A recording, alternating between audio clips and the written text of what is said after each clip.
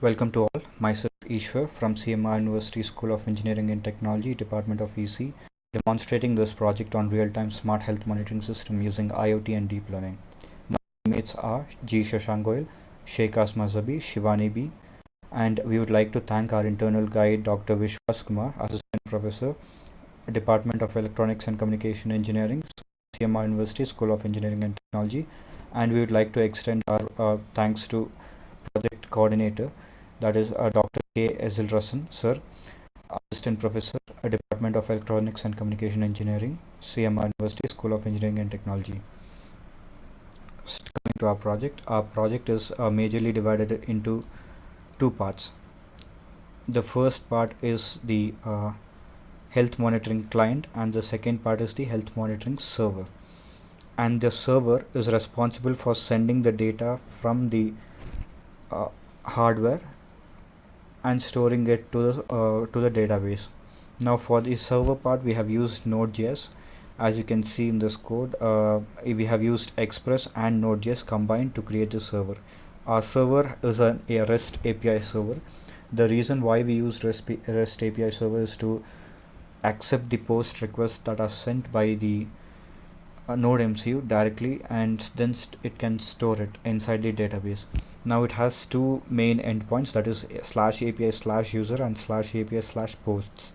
The /API/user route is responsible for user registration and user login. Now coming to you can see here that we have created two sub routes, that is /register and /login, which are helpful for user login and register. Every user to the database to the application has to be an existing user to use the application to avail the services of the application.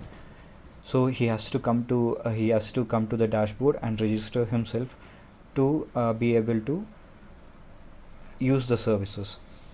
Now in order to register, he can come this is our server, this is our client application where the user can come and register. So this page is viewed for everyone statically. So you can see there are two buttons, login, register.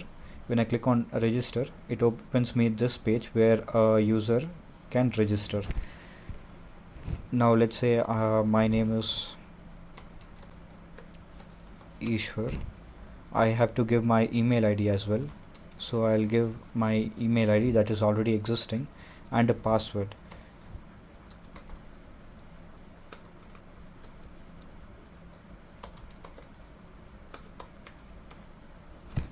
Now when I click on login, note that it says that this user with this email already exists, which means that system is detecting that this user is already registered in the application, and it is throwing us that you have already registered, you can just go and log in.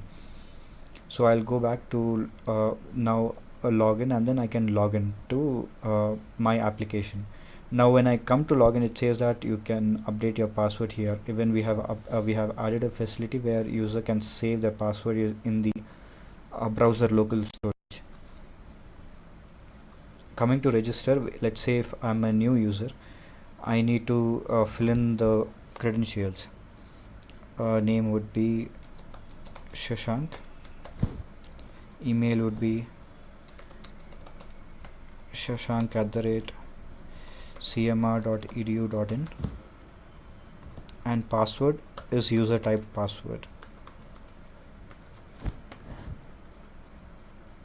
Now once the registration is successful, you can see that a message popped up saying registration is successful, and I'm thrown to login route. Now here I would be using the Shashank's email ID to login. Now what if the email ID is wrong? Now I'll remove a character and press login. It says invalid credentials. So now on the correct login, it takes me to the dashboard. It says login successful, and this is the dashboard. And note that we typed the actual password, but in the database the actual password is not stored. Now coming to the database, I'll just connect to the MongoDB database. Here we have two tables in the database. The first table is for users, where users information is stored.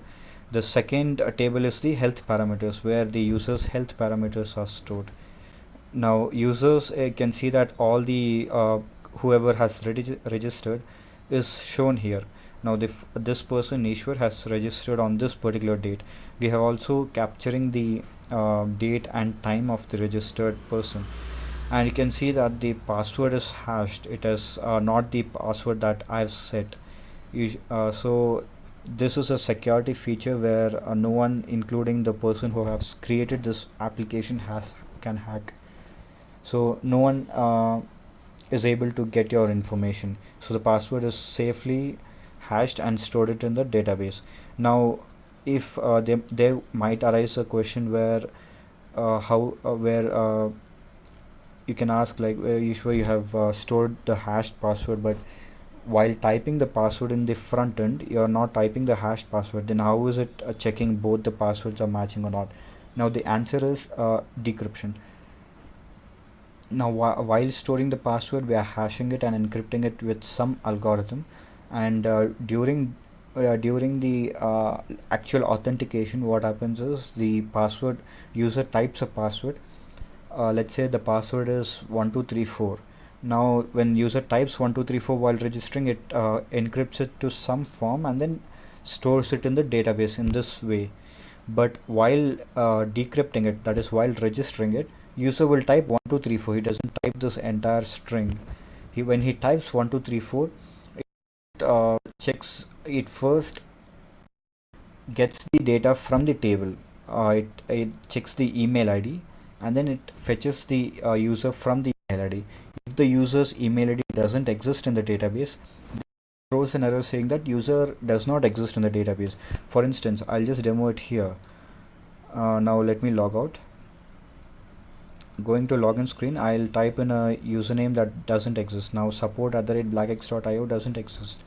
Now when I try to log in, it says incorrect email address because it is detecting that this user does not exist in the database. So when the user does not exist in the database, it throws an error. But what if the user exists in the database? When the user exists in the database, then it checks the email ID and then it retrieves entire object, and from the object it checks the encrypted password. Now this encrypted password is stored in a variable, and then the whatever the user has typed, that will be decrypted using a hash is using a key that is known only to the developer. Now once the key is available, the user's password is decrypted and then it is compared with the table whatever he has stored in the MongoDB server side. So once two are matching, then the server returns a 200 response. This guy is authorized and he's able to log in. So the application logs in. And now for login as well, we have used JWT token, which means that it is a JWT token is a long 24 character long code that has to be that separates one user from another. Now coming to the application, you can see that in this session storage we have something called JWT.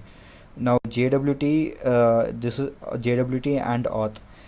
This is the token that is responsible for user authentication. Now there are multiple users in the database.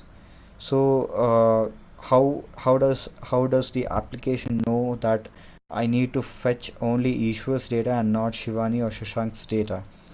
Now this is achieved using this JWT token. When this JWT token is passed automatically when you log in, this JWT token is decrypted by the server automatically, and then it sees which user is that, and then it automatically fetches only that user's data. And this helps from clashing other people's data. So once the user is logged in, he has the access to this dashboard where he can come to periodical health data and get his all his health items in a table. Now in this thing, we have health ID, we have body temperature, heart rate, and timestamp. Timestamp is at what time is the event recorded, what time is the body temperature and heart rate recorded. Now we are storing both the date, time, day, and year. All of that is stored in TZ format, and then later it is converted to this readable format. Now it also is associated with a health ID that can later be used to fetch individual health parameters from the table. We also have graphical data where all the items in the table is dynamically plotted using uh, chart React chart. So this is dynamic, and if you hover on a particular instance in this table, you can see at what time is the recording done and what is the temperature. And here as well, if you can see the peak, it is at 69 at 1817. That is the 24 hours format timing. So this is dynamic, and it changes when the with respect to the user's heart rate and health parameters. Now if I log into Shashank, you can notice that Shashank don't have any data in his account, as he's a new user. So if I go to graphical data, there's no data. Even periodical data is null because he hasn't measured his data. So going back to the older account, we also have included coronary heart disease prediction. Now application predicts whether a user is under the risk of getting a coronary heart disease for the next 10 years. Now usually machine learning is done using Python, but we have successfully achieved it to integrate machine learning and web application. So the has to make has to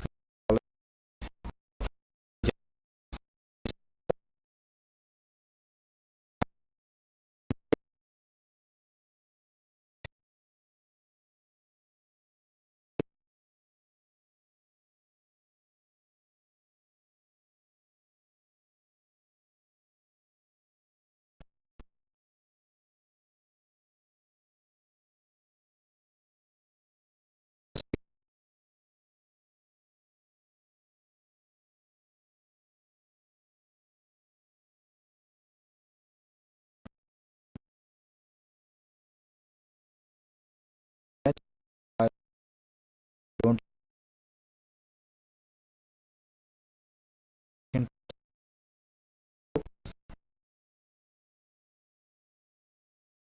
put